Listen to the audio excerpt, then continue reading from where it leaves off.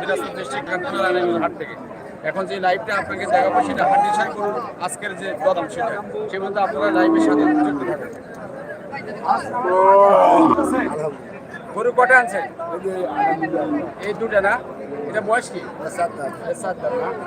এটা দাম কত রাখছেন? এটা দাম 70, 4 দাঁত করে না?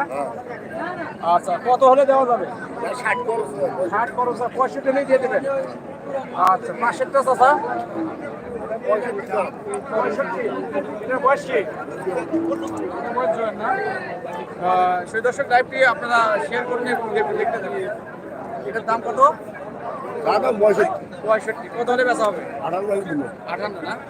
আচ্ছা, দর্শক আমি